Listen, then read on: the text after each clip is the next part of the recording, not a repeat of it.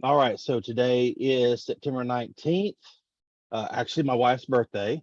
So, and we are in human resources. This is the beginning of week 4. So this will be the last live class we have for human resources. We have, hey, she's going to have a good birthday. I sent her flowers to her job. So, um, and then, don't tell her, but I bought her a new Samsung 5 watch. So anyway, what was I saying? Um, we're going to, this is the last week. So if you, or you need help, or you've got to get something in, uh, the next 7 days, 6.5 is going to be the time to do it. So if we need to buckle down, buckle down. If you need my help, shoot me an email, let me know. I was a little slow this weekend on helping people out. Like I said, I was in Joplin at Mercy Hospital with my mom ever since Friday evening, and then I got back late last night so I could come to work, and then my sister-in-law relieved me for a couple of days. So, um, so if you know what, she's not doing bad. I'll tell a story here in a minute. It's a hilarious story, kind of, but in fact, she may be going home before I even have to go back down. But she's 71-year-old widow. I made an appointment because she wasn't feeling well. I helped her make an appointment with her doctor to go in on last Thursday. She went, they did blood work, and they told her, said, something's really wrong. As soon as you leave the doctor's office, go straight across the street to the emergency room. So she said, okay. And then she got in her car and went home. So Friday, we find after the doctor tried to call her and we had to go check up on her. They put her. We ended up they ended up getting her in the emergency room, then putting her in an ambulance to rush her down there. They thought she was having heart attacks and whatnot, and she's been having these really bad spells, and it was really bad this weekend. And then she finally went to the cath lab today, and 20 years old, a 20-year-old with no blockages, but she has COPD, and that's what's been causing her to feel bad. But I think that's better news than what we were expecting, so we're good to go. Now, Constitution Day, that's September 17th. Let's watch this quick 5-minute video, and then we'll have a discussion. We'll make it kind of quick, and then we'll get into HR, because I know that's why we're really here. And if you have any questions on anything we've done this week and last week, let me know. And like I said, we'll get you guys caught up or questions answered, what we need to do. So hopefully everybody can see my screen, and make sure I always forget share sound.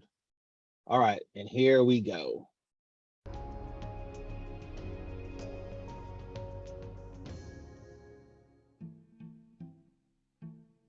The U.S. Constitution is divided into a preamble and 7 sections or articles of various length. The preamble begins with "We the people" and states the following 5 goals for the Constitution: to form a more perfect union, establish justice, ensure domestic tranquility, promote the general welfare, and secure the blessings of liberty to ourselves and our posterity. Liberty to ourselves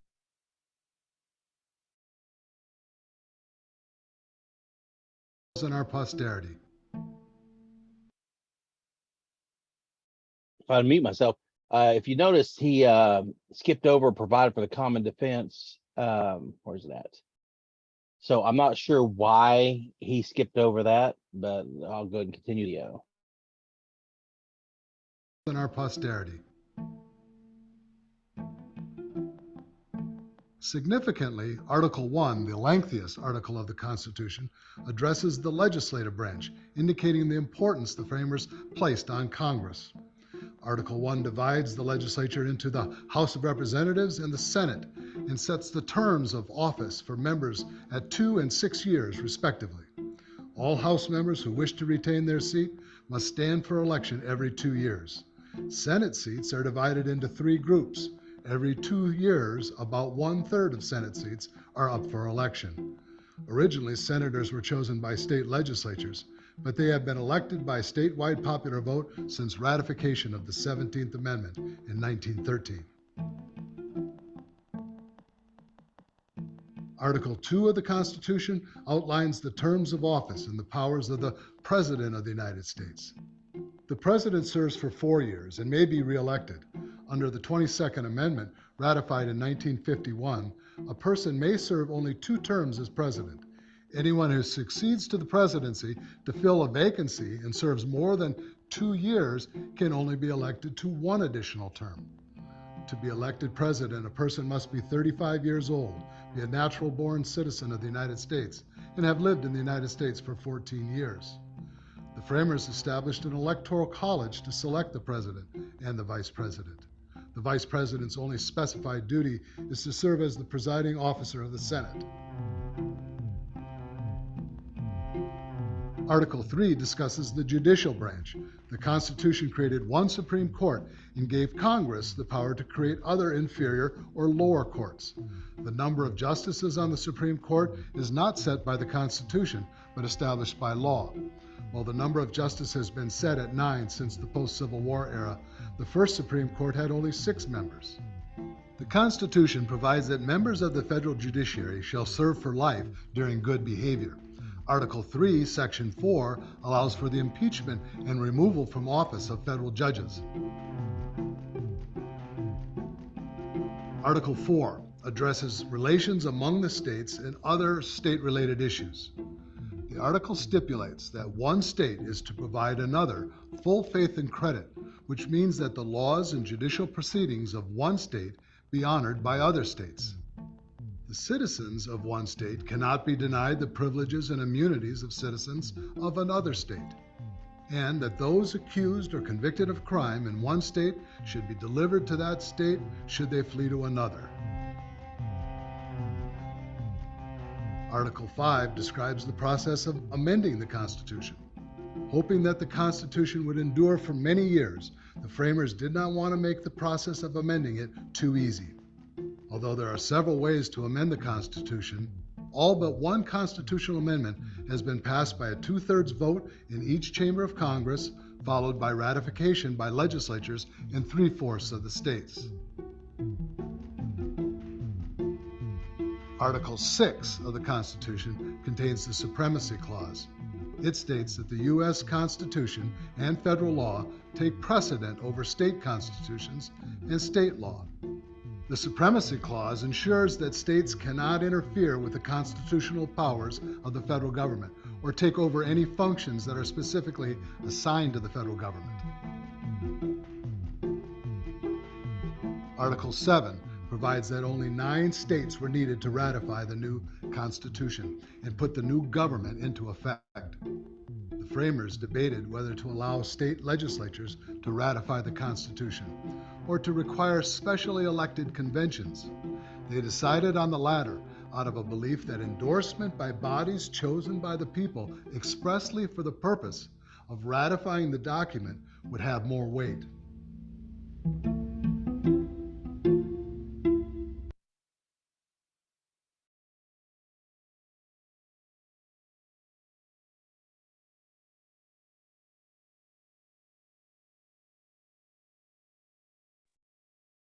So we had our quick civics lesson. How many people remember that from high school? Anybody?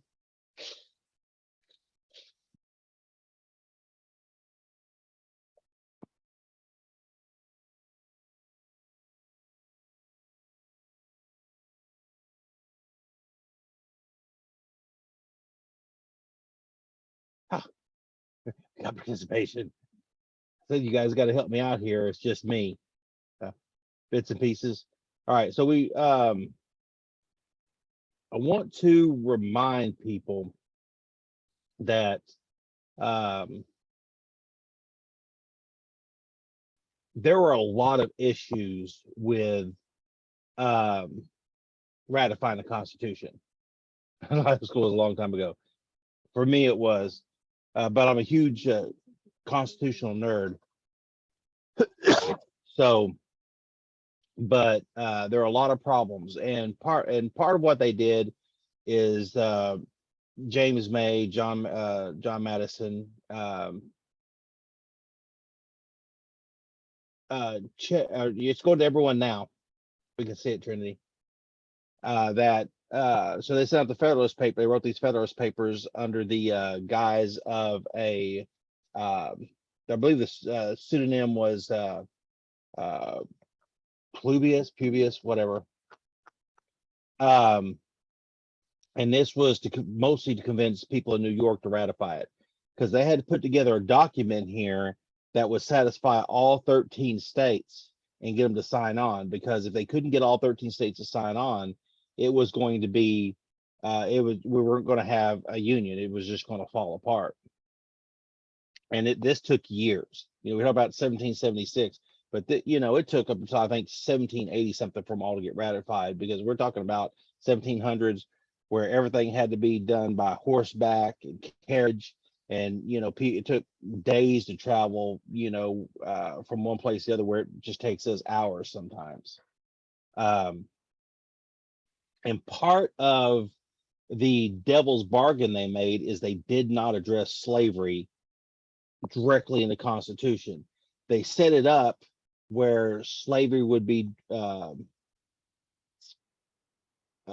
addressed later down the line, but because addressing it then, certain states would not sign on. And like I said, they made that devil's bargain to put a union together before they addressed that. And of course, everybody knows it came out into being a civil war, with hundreds of thousands of people dying, and just an ugly thing to finally get rid of it. And and we also remember that at that time slavery was commonplace and had been for thousands of years.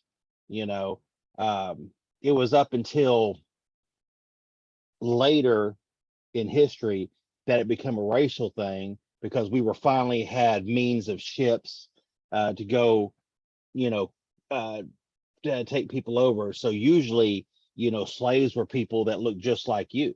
In fact, the word slave comes from Slavic. And so Chinese had Chinese slaves, Africans had African slaves, and so on and so forth. And so technology had to catch up to where you had in America. And in America, we're the only ones that ever fought a war to end slavery. And was one of the beginnings of it happening in the Western world, because slavery was no longer legal in England at some point, but they made it legal in the States. So before we actually became, we were still colonies, before we actually became the United States and we were still under Britain rule, they were shipping the slaves over here because, of course, we were shipping back goods. And so they were fine as long as it didn't have, they were fine with it as long as it didn't happen there. So we had, so that's where what I'm not going to say the most important, well, probably the most important amendments came out, the 13th, 14th, and 15th Amendments, which gave people the right to vote, gave slaves the right to vote, made it illegal to, the 13th was it gave banned slavery and all involuntary servitude, which was indentured servitude as well, except for a case of punishment or crime. The 14th Amendment defined the citizen as any person born or naturalized in the United States. And that was overturning Dred Scott versus Sanford. The Dred Scott decision was really, really a bad decision by the Supreme Court. If you ever get a chance to read up on that, do, because it was just nasty. Because that ruling said black people were not allowed to be citizens. And then the 15th Amendment prohibited denying people the right to vote because of race, color, or past, servitude. So those were the really important ones. All the amendments are important because they all do something really specific, but those there really changed the face of the United States. It put us into, that next level of being a civilized society. Um, because before the Constitution, individual rights were really unheard of. Okay, remember Declaration of Independence. We hold these truths to be self-evident. All people were created equal, and then given by their creator certain inalienable rights, life, liberty, and pursuit of happiness. So, I mean, if the Constitution is the law, the Declaration of Independence is kind of the instruction manual. But so we finally moved into this next step, because before, individual rights was not a thing. Before our Constitution, it was all about group identity, and group identity took over everything. I mean, in fact, people were still being held responsible for wrongdoings of their ancestors. So you were guilty if your grandfather was guilty, and you were held down because of those things, and that was part of the caste system and everything else. So as Western society moved forward, we tried to get rid of that and saying everybody has individual rights, and their natural rights, whether or not given by whatever deity you want to believe in, or none, but you have these natural rights that no one can take away. So the government can't give you rights. Okay. The government our United States government was created to protect our rights. Okay. Because they believe just being born as a human, you had certain rights. And I said life, liberty, pursuit of happiness. And so the government's main job was protect that. Now,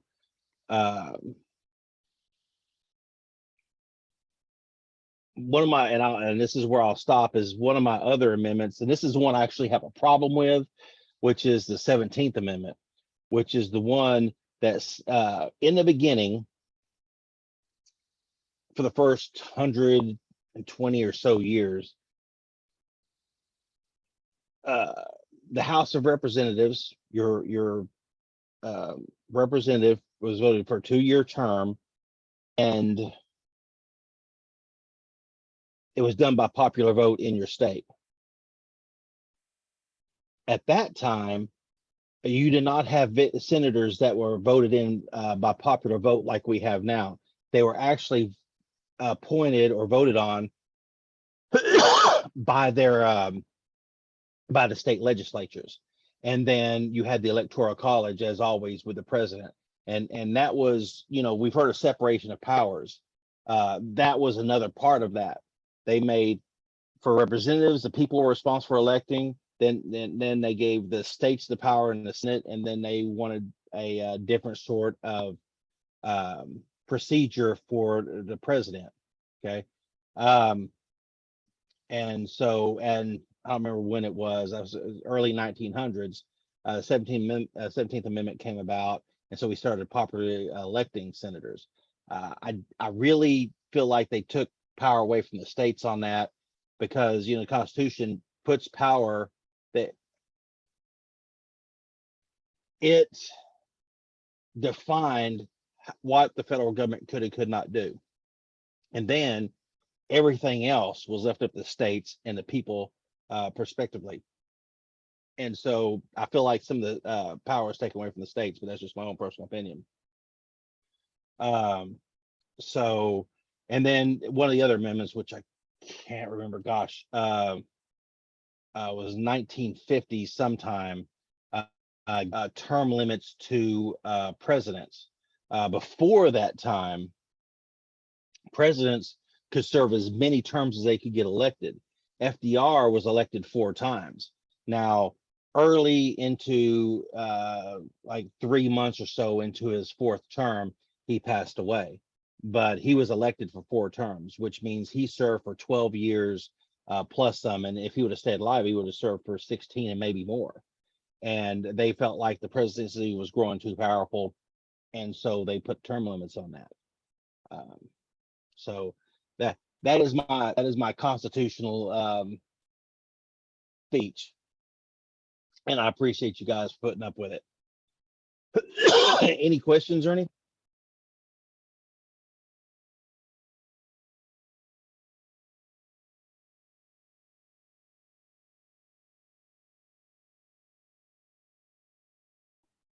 No one wants to get into it and just make it really weird and awkward, because I'm always down for that.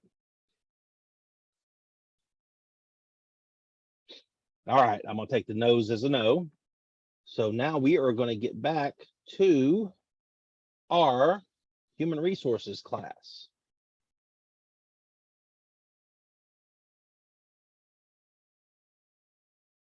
Oh, I wish somebody would challenge me. I always, when it comes to Constitution, I always like to duke it out, because I'm, like I said, a weirdo like that. I was actually, at one point in my life, I thought I was going to go to law school, and then I decided to do many other things before that. And at this point, I got old and too tired to do something like that. Okay, so let's start. I will share screen, and we are going to talk about chapter 12. Adam says it was always his political science buddy's area of expertise.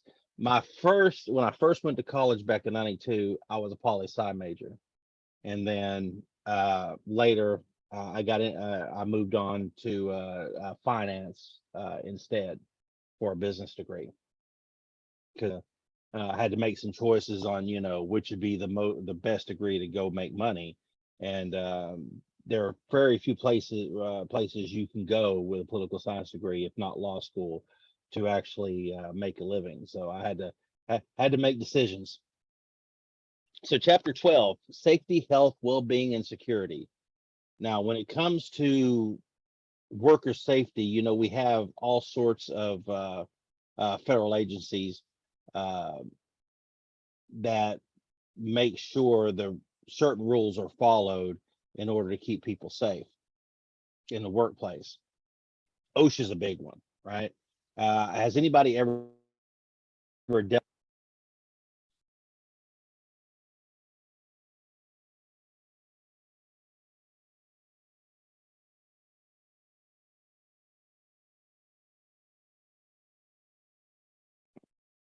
Because I will tell you, OSHA they are really a huge agency that takes care of safety in the workplace. And the rules, I mean, if you've ever done construction, you'll find that at the minimum you have to take.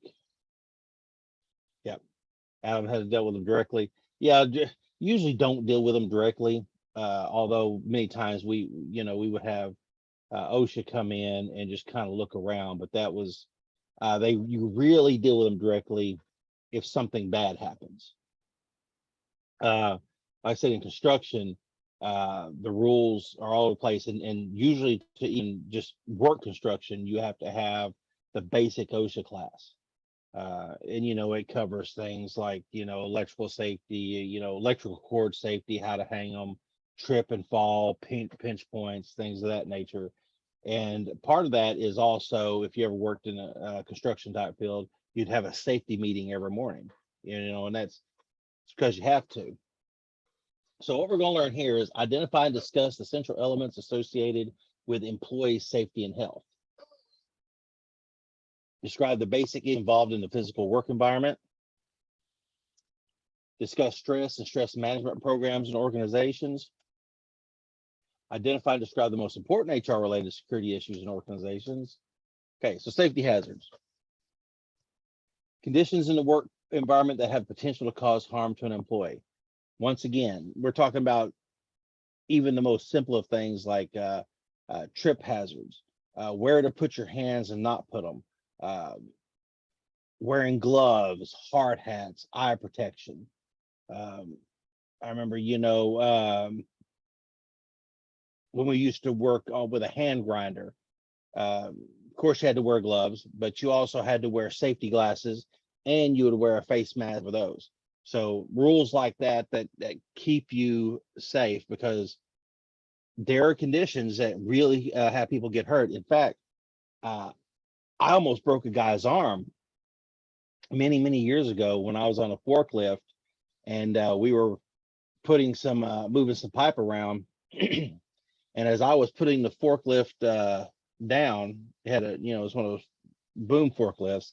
Uh, he stuck his arm in the way in the last second to pull a strap. When that happened, I came down on it real hard, and it was bruised really badly. First thing that happens, well, they take him to the doctor, and while he's there, one of the first things they do is you have to do a urinalysis, and I had to do urinalysis, make sure neither one of us was on drugs or drunk or whatever. And then, so that's the kind of stuff you deal with. Health hazards. Now, these are the work environment that more slowly and systematically result in damage to an employee's health.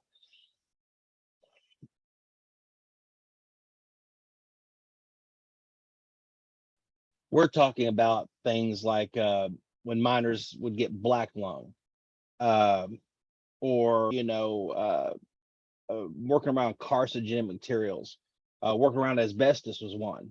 Some of these symptoms don't show up for years and years and years and years. Um, so people who got asbestosis, would, their lungs would give out, and they would die fairly unpleasantly. Same thing with uh, black lung. So now we have the rules of when you have to wear a respirator or paper mask or things of that nature, because we don't want people to die. And then carcinogens, you have to wear gloves or special protective suits. When I was in the oil industry, when I was in the downstream lubrication industry, we had rules for exposure to motor oil, transmission fluid, hydraulic oil, because those are actually carcinogens. And if you get enough on you for a long enough time on your bare skin, eventually it hooks in and can cause cancer. And like I said, this is stuff like that is years in the making. So it's not like dropping a hammer on your foot, which shouldn't matter because you're supposed to be wearing steel-toed boots by OSHA standards. And they can't be tinted like steel-toed shoes. They have to be boots that come up on over your ankle.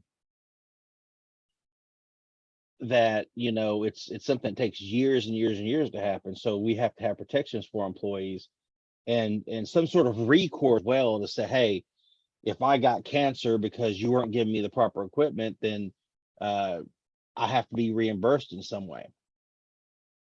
And of course, it's always a financial issue, because if a company is irresponsible and you get hurt or sick because of their responsibility, they can't take that back and just go, well, you're not sick anymore. So the only other recourse is, civil, which is pay you. And then there can be criminal liabilities if people are found to be negligent, people are responsible for found to be negligent, you can be charged with a crime as well.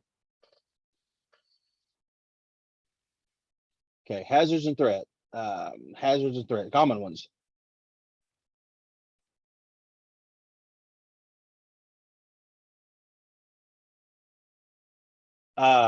Factors that can cause accidents in the workplace. Let's see what we got here. They talk about the characteristics of the physical environment, and that can be many things. That's as vague as you can get, because or as close as you get to it, because there are so many. Defective equipment and tools. Once again, and I didn't even mention that, but OSHA, your electrical cords, whether it's on a piece of equipment or an extension cord, have to be in good repair. And if you repair something like that, you can't just throw tape on it. Okay, you have to crimp it together. You have to put a heat shrink on it and shrink it, and all these things have to be done. So because electrical shocks are a bad one. Actually, been 20 years or so, give or take. Electricity is so dangerous. from another oil company, and I'm not sure what they were doing, but the guy was running some sort of crane off the back of the truck, and so he's down on the ground working controls, and he's up there.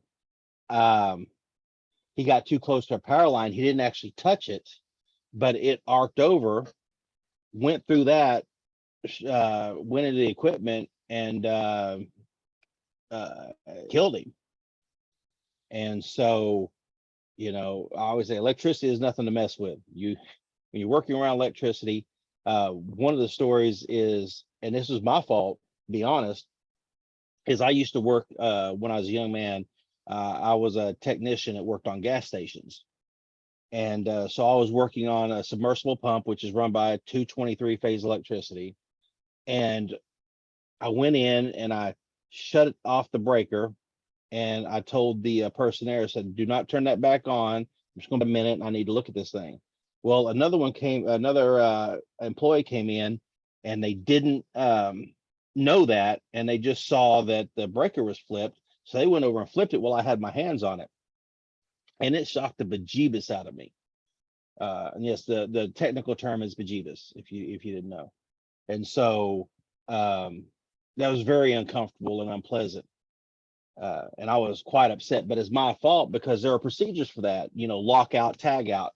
You have to make sure, you lock when you do something like that, you put a lock on there that only you have a key to until you're done doing those repairs. And so that was, as a young man, I thought I could get over, and that was negligence on my part. So, that's the things we have to fight against. Poor lighting and poor and proper ventilation. Like I said, poor lighting is one thing, but ventilation problems, problems with lungs and whatnot, those are really common. Proper dress and poor housekeeping. And housekeeping, it just means you keep your work area picked up, inside or outside. You can't have trip hazards and things just laying around, things you can slip on. And then dress code, depending on what you're doing. When we were working in the drilling industry, whenever you were out there in the desert drilling, you had to wear what they called fire-resistant clothing. And it was special clothing. And you had to wear 118 degrees outside in Midland, Texas. You had to wear long sleeves. You had to wear pants.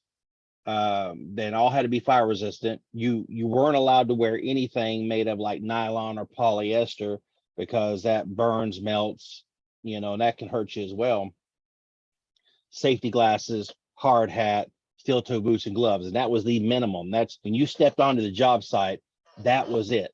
That was the minimum. And then depending on what you were doing after that, you may have to wear more protective clothing.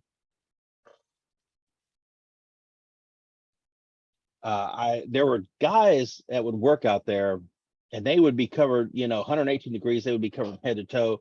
And being in the desert, a lot of them wore bandanas around their face to keep the dust out. So that wasn't required, but you would see these guys, they look like ninjas that were covered head to toe, and it would be so hot out there. I don't know how they just didn't fall over.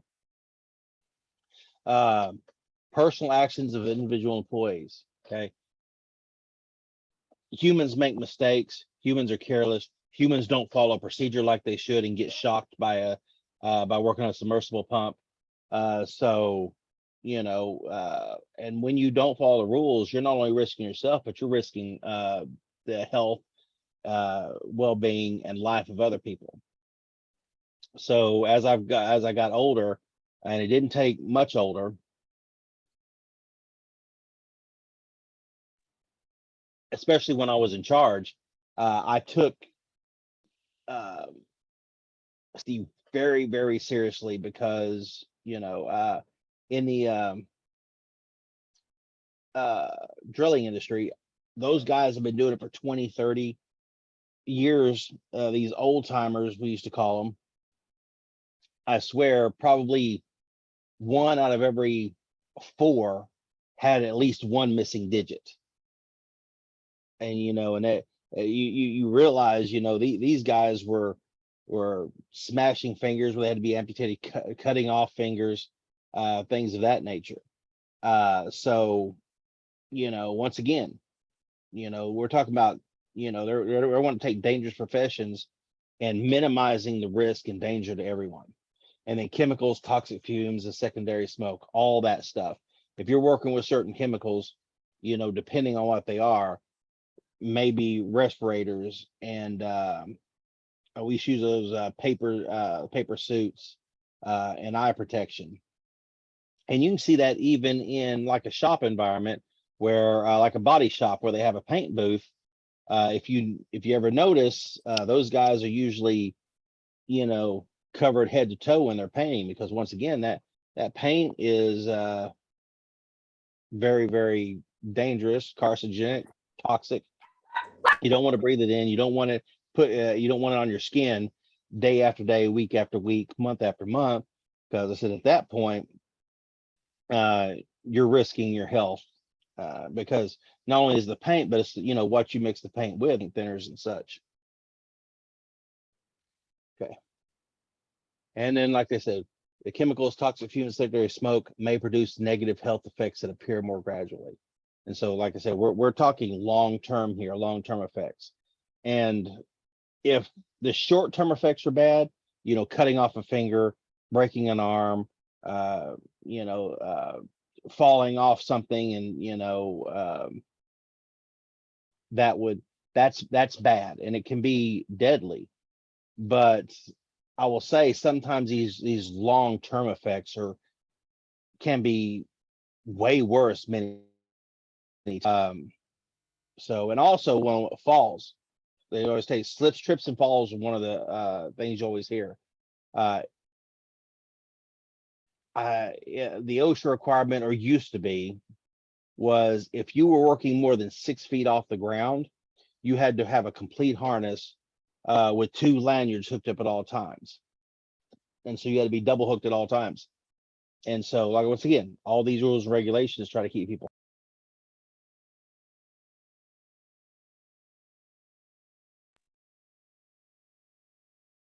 All right. Occupational illnesses. We got some categories here.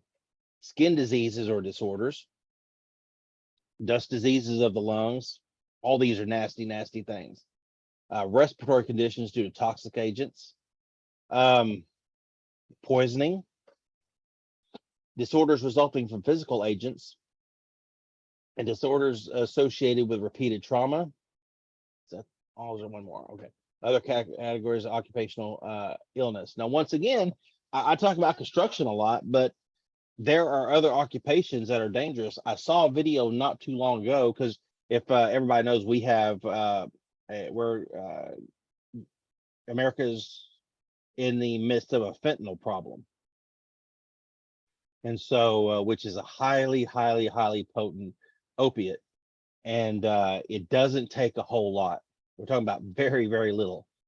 And there was a police officer who was going to search this fellow's trunk, didn't have gloves on, so he reached down and touched something that had touched fentanyl at some point, and he OD'd almost immediately. You see the video, the body cam, where he's messing with something and then he just falls over immediately. And his partner saved his life by, I believe it was Narcan they used, and because they keep it, handy. He could have really died quickly from something like that. So, like I said, I'm not just talking about construction industry. We're talking about, mistakes. And so once again, it can be a real bad deal. And then this other categories of occupational illnesses, whatever that may entail. Repeated trauma, that's one. When we talk about repeated trauma sounds big, but this can go as low as oh shoot, I forgot the term. When you don't have your hands right typing. Anyway, somebody help me out with that, because I've completely forgot. Carpal tunnel. There we go. You know, that can go as far as carpal tunnel, because repeated motions over and over and over again can cause stress and trauma to the body. If you ever see people who work in factories, these factories spend a lot of money to make sure. I used to do workers' comp plans for all the dealerships open that. Yeah, carpal tunnel is very common. It's probably getting more common as we go because everybody's on a computer now. So I don't know how common, but I'm pretty sure. Okay, so we're talking about OSHA, which I kind of got into anyway. Authorize U.S. government to create various standards regarding occupational safety and health. The government felt like they needed to step in because if they didn't, people would be injured or die, and there would be, first off, there'd be no safety requirements in place except for what the employer would put in place, and then secondly, there was really no legal recourse. Back during the Depression, if you happened to be one of the lucky ones who had a job and you became injured, they would just, bounce you out of there. You wouldn't get a settlement. You had no recourse. You had nobody to sue. And if you became injured to such a point that you could no longer work, then it was just on you. No workman's comp at that point, Mandy. So, and people would get their hands caught in things, farm workers, things like thrashers and everything else. So really, really tough. Okay, they're responsible for enforcing standards with the Department of Labor. Inspectors visit places of employment randomly or by invitation from the employer, an employee, or a union. Now, and once again, that doesn't happen very often. And one of the things that companies do is they will appoint a safety regulator on a job. So you have one guy, your safety guy.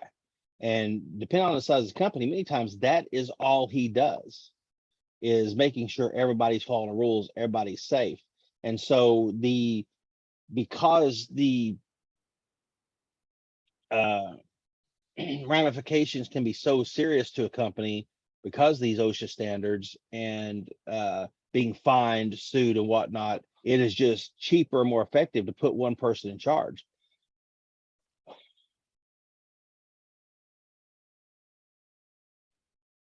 And I have seen employees on work sites that the safety guy would catch them breaking the rules, and they would be immediately pack your tools up and get off the job site now. That's what American Airlines does. Yep. I actually have an uncle. He retired from American Airlines. He was a mechanic for, I don't know, 1,000 years on planes up here in Tulsa. And yeah, and I worked for larger companies who their safety guy, they walked around looking for people not following rules and safety hazards. And did security out there for 5 years. Wow. How long ago was that, Mandy? Just out of curiosity. 2003. I remember when my uncle retired. Well, if you ever knew a Jim McKee, that was him. So, or you ever met the guy? Probably not, but I'm sure it's a big plant. I've never actually been out there. That's cool. The closest I've ever been was when they put that bus plant out there, which would be another one. Uh, you've got to be careful. People who work on equipment shops, there are safety, rules. It's used. I don't remember anyone I met there. You were probably traumatized and just forgot or pushed it out of your brain, pushed it out of your mind. So these companies, you won't see OSHA very often, but these companies will take responsibility because they don't want to be sued by the employee. They don't want to be fined by OSHA. They really, if you're smart, you don't want federal government in your business, because if you start making mistakes and once they get their hooks in there, you will be a target. Okay. And not for any bad, any reason, but if you're not showing responsibility, they're going to make sure they are watching you more than they're watching people who don't really have a lot of injuries or a lot of problems. So from the beginning, you want to be on the good side of that. Okay, OSHA requires that employers maintain highly specific and standardized records of illnesses and injuries that occur. We were always told, if you so much as got a splinter, you fill out a report. Okay. If you don't, and it becomes infected, becomes septic, they have to cut off a hand or a finger or whatever. If you do a report on it and you didn't let your company know, they may not be responsible for your injury, and that will all fall on you. So no workman's comp, Mandy. And you only have 24 hours. Absolutely correct. And these employers have to maintain these records. They just don't go into the Never Land, and they can inspect it any time. Immediately report accidents and illnesses that result in death at the workplace or that pose serious health hazards to all employees in the organization. And bad things do happen. I remember a few years ago we had was an oil rig explode and kill some guys. So, that's kind of the lesson here is no matter how careful you or a company are, you still have a chance to get seriously injured, or even die. And because nothing is completely safe, but we try, to make it as safe as possible.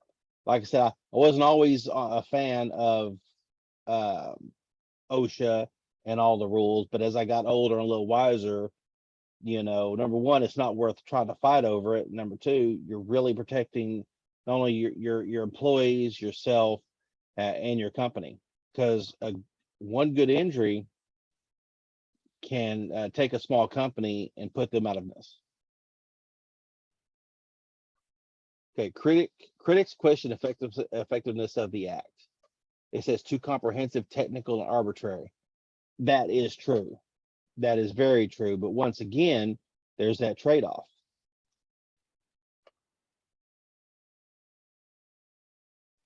Ben Franklin once said, anyone who trades safety and security for freedom deserves neither. But in this case, I will have to disagree with old Ben, even though he was much smarter than I am, that sometimes in this type of situation, you have to be really careful. Now, the arbitrary part, sometimes they do make rules that just don't make sense.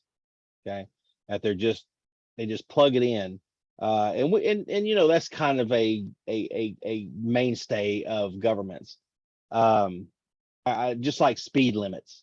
And I'm not talking about inside town, but I'm talking about highway speed limits. They've changed them so many times over the years. When I was a kid, speed limit was 55, and I've seen it up to 70 and then 65. And so things like that are arbitrary because I don't think there's really enough statistical evidence to say that there's any fewer accidents at 65 miles an hour than there are at 70 out on the highway. And if you go to places like Germany with the Autobahn, where you're allowed to go as fast as you can go, although it's not quite that easy because not everybody drives 130, but if there's no speed limit now, and it's not Mad Max Fury Road out there. You don't see, you don't drive by with cars just piled up everywhere. So there, what do you do? Okay, enforcement is relatively uneven, and part of that is just because they are going to watch people who have a record for being unsafe. The people who don't have a record for being unsafe many times get left alone and get very little oversight. Now, that's not always true, and sometimes if you might get I've heard tales and I haven't seen it, but the OSHA guy's got it out for your company for whatever reason or not, and he and he hound dogs them all the time. And there's really nothing to stop him from doing that. Okay, we're getting close out of time, so I'm gonna try to hurry up. Designing more safety into the workplace through a process called safety engineering. Safety engineers are experts who study the workplace, try to identify and isolate particularly dangerous situations, and recommend solutions for dealing with those situations. Providing protective clothing and safety devices to employees. Now, if you notice, if you ever worked around equipment, even anything like the cardboard crusher at Walmart, there are safety